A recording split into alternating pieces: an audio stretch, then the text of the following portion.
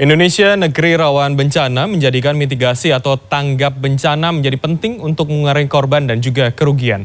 Edukasi tanggap bencana sejak dini pun menjadi penting, termasuk dimulai dari sekolah-sekolah di negeri ini.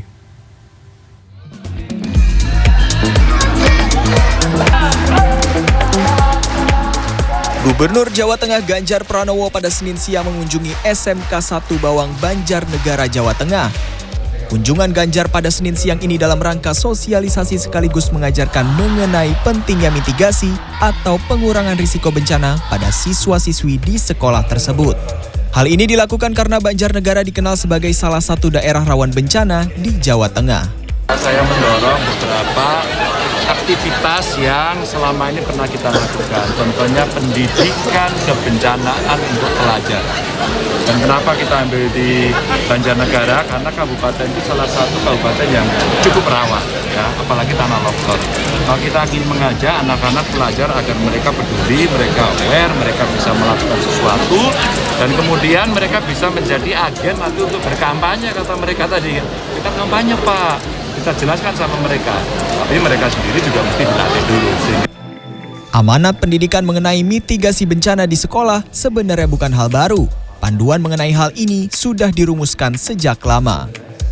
Contoh misalnya tadi kalau dikatakan mengenai pembelajaran bagi siswa-siswa sekolah, itu ada sudah sejak 2010 bahkan, saya masih ingat itu, saya masih aktif waktu itu namanya Sekolah Madrasah Aman Bencana, SMAB.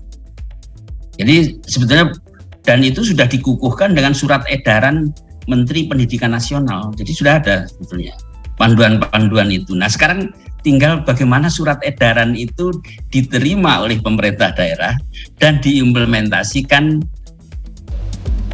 Sosialisasi terhadap potensi bencana di setiap daerah harus terus dilakukan. Selain itu, masyarakat juga harus mengetahui cara-cara mengurangi risiko terjadinya bencana yang terdapat di daerahnya masing-masing, termasuk terhadap dampak yang ditimbulkan dari bencana tersebut.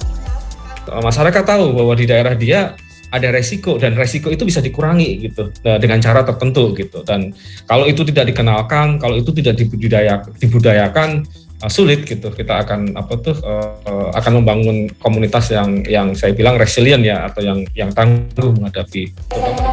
Peran pemerintah, terutama pemerintah daerah, menjadi penting demi menciptakan masyarakat tangguh bencana.